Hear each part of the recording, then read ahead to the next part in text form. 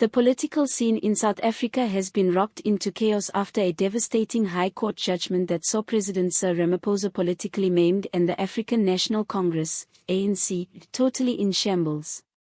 The court's ultimate ruling handed down on Friday morning is being welcomed by legal commentators as the most incriminating judgment against an incumbent president since the transition to democracy in 1994.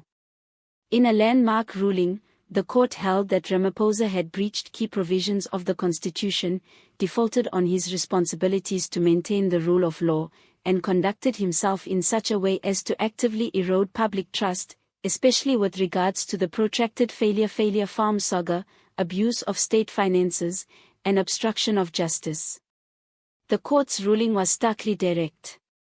It effectively accused Ramaphosa of not only permitting impropriety to thrive on his watch, but of having employed misleading tactics to protect his own accountability. His conduct, the court said, was deliberate, deceptive, and harmful to the public trust. Perhaps its most dramatic line went further: no one is above the Constitution. President Ramaphosa by his actions and inactions has embarrassed the office of the presidency. The judgment shocked the presidency. Insiders say there had been no anticipation of so severe a judgment, and the reaction within the ANC was instant and haphazard. Demands for the resignation of Ramaphosa rapidly emerged from within the party, with frantic messages pouring in from provincial leaders, NEC members, and Youth and Women's League representatives. The ANC National Executive Committee met in an emergency session that soon deteriorated into shouting, factional walkouts, and increasing polarization. "There is panic, pure panic," one source said. Some demand Ramaphosa be removed right now. Others claim the party can survive another leadership crisis. But of one thing, there can be no doubt. The center has collapsed. This judgment has ignited the ANC's worst internal crisis in more than a decade. The party, already divided between Ramaphosa reformers and the hardline old guard, is now openly fighting itself. 3 top ANC leaders have been reported to have submitted their resignation in protest at the party's slow and dazed reaction. The ANC Youth League issued a statement calling for a special national conference to choose a new leadership, while the Women's League is divided, some supporting Ramaphosa, others pronouncing the party forever stained. ANC Secretary General Fel Malula, shaken visibly, said a few words to the media and conceded, "We are facing a crisis, but we will consult widely and do what's in the best interests of the people of South Africa." His statement failed to placate increasing public anger.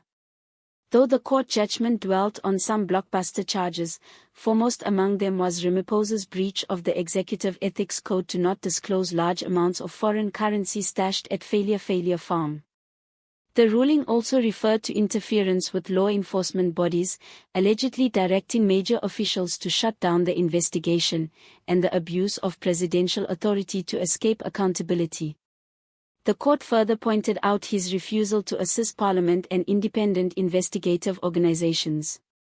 While the ruling, short of criminal conviction, called for immediate referral to Parliament as well as the National Prosecuting Authority, NPA, in effect it opened the door to potential criminal prosecution. The political consequences have been prompt and ugly. With the ANC already battered by historic low election support, this judgment has further entrenched its crisis of credibility. Throughout the country, citizens were expressing their outrage on social media with hashtags #Ramaphosa and #Syrian crisis trending for hours. Public opinion has turned sharply. Whereas Ramaphosa was once regarded as the clean-up president, he is now increasingly regarded as being part of the very problem that he vowed to solve. Many are being asked to pose the same pressing question: if not Ramaphosa, then who? Opposition parties did not hesitate to seize the moment.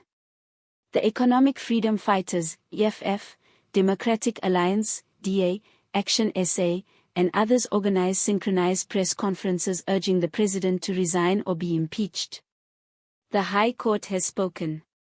"Sir Ramaphosa is not fit to lead this country," said DA leader John Steinen. "His resignation before sunset today, or we go to the streets."